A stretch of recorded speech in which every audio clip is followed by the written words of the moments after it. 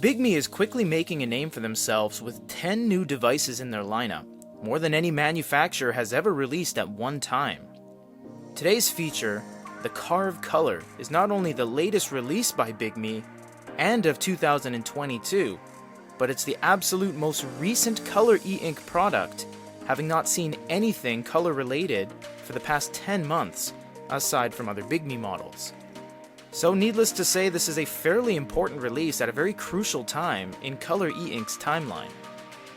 This is a 10.3-inch Kaleido 2 color note-taking slate with Android 11. It features a quad-core processor with 4 gigs of RAM and 128 gigs of onboard storage. Not only that, it has an SD card, a Glowlight, and a fingerprint sensor. The body has also been completely redesigned. That's right, they haven't reused any old shells in their lineup. This one is crafted out of a block of aluminum with a glass back panel. The quad microphone setup that used to be on the bezel has been moved to the top of the unit to save space and make slimmer bezels. And the twin speakers have been moved to the side ledger. It most certainly has taken a direct quote out of the book of Remarkable when it comes to the asymmetrical ledger design and the similar placement of both the USB port and the power button. It is in English, it's brimming with specs, and it seems to hit all the right marks, and looks too good to be true. Or is it just true? Let's take a look. First thing we're going to do is look at the pen called the A3 pen. This is a USB micro-chargeable pen if you want to use it for page turns. You don't need to charge it if you just want to use it normally. It is a Wacom pen and it'll work on anything else, Boyu, Onyx, Remarkable, Freeno, etc. This one is a little bit different because they've changed the nibs. They're no longer going with Staedtler as their manufacturer for pen nibs. They're going with a different manufacturer that has a graphite blend, so it's a smoother and more gritty experience rather than a sticky experience like the Staedtler Jumbo and the Staedtler Classic. The pen also snaps to the side of the device using magnets, and it works with other pens too, like the Onyx line of pens. You can check the video card up above if you want to see an extensive review of the B1 Pro Plus, because this is identical in every single way from a software standpoint. We'll just go over some basics. You have everything on the left here: notes, task list, offline books, offline documents, local storage, etc. You also have menu management down here if you click that. This will allow you to toggle off and on what you want to see on the side. And there are 3 pages of these, so you can actually move things over like browser, JD, WPS Office, etc. You do have a floating ball here that is very much akin to an Onyx product, although it's not quite as responsive as an Onyx product. It is useful because you do have a lot of things that you don't have on the device inherently, like a back button or a home button for the most part. You can also do a refresh at any given time by clicking this little circle here, which isn't really evident on most parts of the screen, so that's where it comes in handy. You don't have a top bar drop down. Instead, you have to click the settings wheel one time, and then it just basically does the same thing. You have your volume, speed up, which clears the cache, app optimization, which speeds things up. You have Wi-Fi and Bluetooth. You also have HD mode, and we'll look at that in a little bit. HD, normal, and speed. We'll check that out when we do a video. Going back here, you have your Glowlight toggle, we'll show near the end of the video, and more settings. If you are wondering, we will say it again, this device is fully in English, so you will have no problem understanding anything on the unit itself. You have a device password, and why this is useful is because you have a fingerprint unlock. When you put your fingerprint at the top of the unit, it'll actually unlock and you don't have to press down the button, and it'll bypass the password. I'm not sure why this is so buried, but if you go to settings, more settings, device settings, and then display management, you'll get a system-wide contrast setup. You can do color brightness, vivid enhancement, and dark enhancement across the entire unit itself. This should be more evident, and I'm not sure why it's so buried in the back end. If If you push the pen up here and then click scan, if your pen is nearby, you'll be able to connect with your pen via Bluetooth by simply clicking it right there, and it'll start connecting. You'll see the light blinking, and now it's connected to the point where you can change the pages and utilize other functions. It also tells you how much battery is left on the pen, 72%, before you have to charge it using the micro USB at the back. There are numerous ways to change pages. You can swipe in either direction, you can tap either side, or you can use the pen itself and go page up, page down, just like this. And if you're wondering if you can kind of make this into a unit that has physical page turn buttons, you can in a way by snapping it to the side, and then you'll have the ability to do that. But again, this is Bluetooth. You don't need to have it actually connected to the unit physically for it to work. You can simply just push the buttons and the pages will turn like that. If you're wondering what you're seeing here, the background looks a little gray, and why that is because this is a color e-reader, and what it's trying to do is it's trying to use colors to create white. So it's using light blues and light greens and faded browns to create a white background. So you're always going to get this kind of grayish slur of a background when you use color devices. This is not BIGME's problem, it's literally everyone in the industry sharing the same issue. We're not going to focus too much on fonts here because this is all going to depend on what app you have sideloaded in here. Because this is Android, because you can install APKs, you can put anything you want in here, Moon Plus Reader, Aldeco, anything you want. So we're just going to show you this for a second. There's lots of ways to change your text. You can click the little drop down if you want to make the text bigger. It's a 10.3, it's got lots of screen real estate.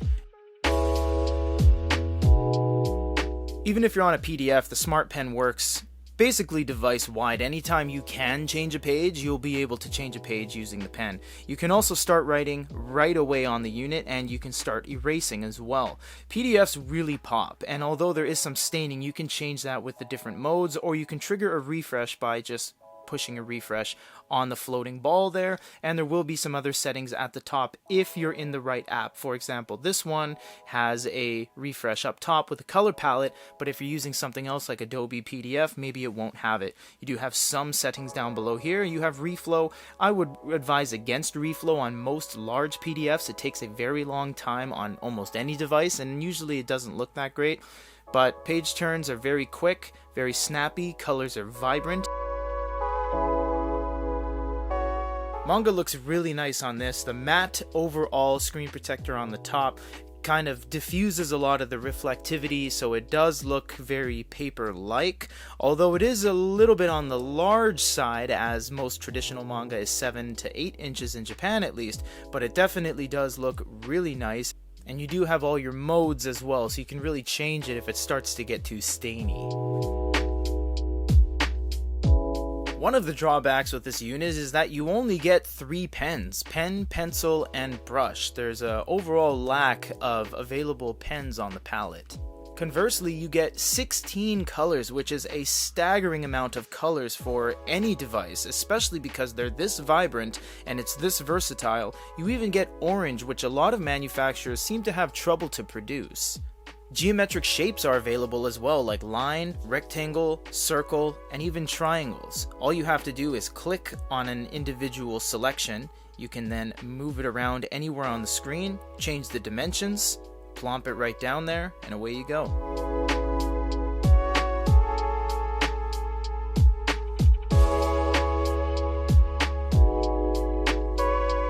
You can input photos as well by simply going through your device's photo manager. It'll basically just scan the device for anything that is an image file, and then you can plump something down on the screen like that, move it around, delete it, you can stamp it, you can copy it, you can change the dimensions, you can say okay, I want it down there, then you can start altering it as you see fit.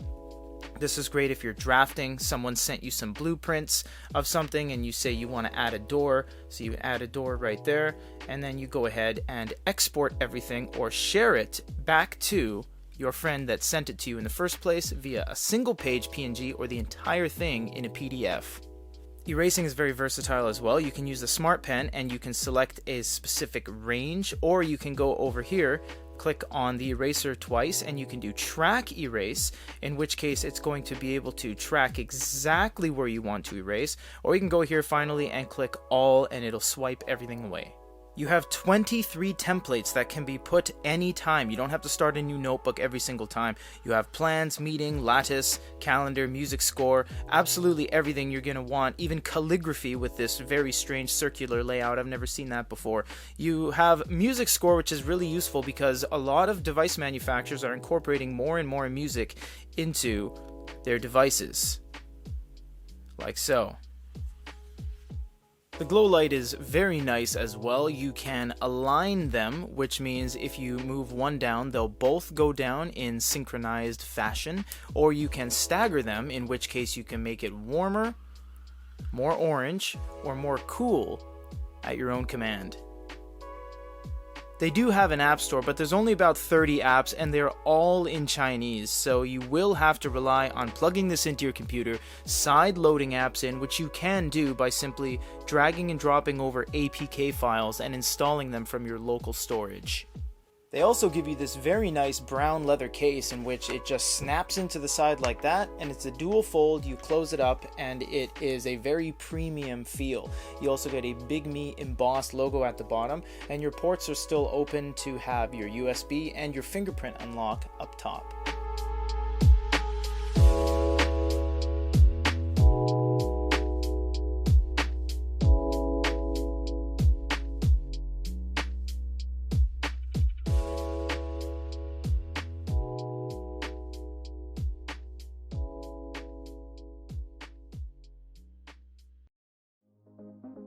This does seem like it has it all, and that's because it actually does.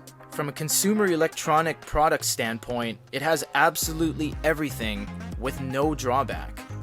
The only drawback that is instantly apparent is that it is by a company who has a relatively short track record with e-ink, and the mainland China-based company can be hard to communicate with at times if there are warranty concerns, repairs, and customer services required. As a distributor of theirs, we do have you covered as best we can, but there definitely is an overall lack of brand recognition for this company that we hope to change very soon as more and more of their devices hit the spotlight. For GoodyReader.com, this is Peter.